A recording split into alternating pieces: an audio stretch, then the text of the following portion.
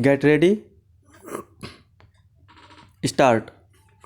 I wish there were more people who would remember the saying that to understand everything is to forgive everything. In other words, whenever there is cause to criticize the actions of others, we should try to get at the real motive of the actions, and then we should be more charitable towards such persons.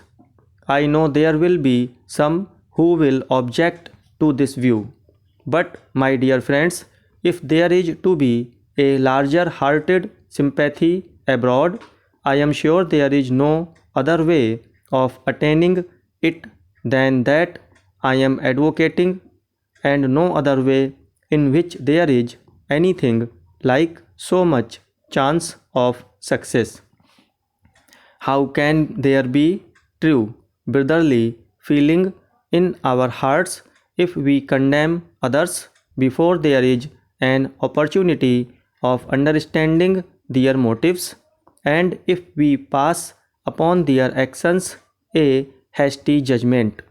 In order that there may be an advance in this matter, people will have to look above their own desires of making their way in life at all costs, and instead think of increasing their value to mankind in general.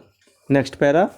I know there has been a great deal said as well as written about the interest attaching to the study of phrase and fable, but I know there has not been sufficient said in view of the importance of the matter, and I know there will be a great deal more, both said and written, before the subject is exhausted. Whenever there is a subject of interest to the general reader and a desire expressed for information upon it, there will be found someone ready and willing to obtain the necessary knowledge and impart it to others. As we have seen, too, the work is from time to time generally executed as well as it can be, and the results made known in the very shortest time possible. This is a great convenience to most of us, as we have not time to devote to research in these subjects. Next para. As sage, if we serve mankind, we serve ourselves. I believe there will be some who will say they will think about it, and pending their decision, I would urge them to reflect that men are naturally inclined to doubt the truth of such statements. Then there are others who hesitate in some other respects, perhaps in order to count on the material advantages or disadvantages of such a course.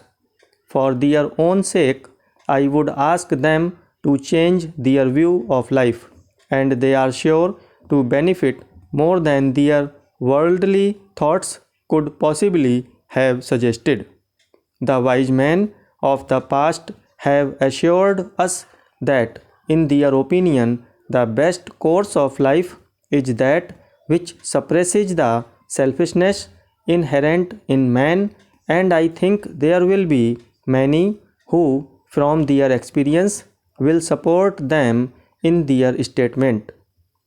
Whether I address you as my dear sir, my dear madam, or my dear fellow citizen, let me ask you to ponder over this matter, and to remember that, in the beautiful words of Adelaide Proctor, glorious it is to wear a crown of a deserved and pure success. And though there is much that may baffle you in order to carry out this high ideal, it is as true today as ever it was that without sympathy nothing is understood. Stop.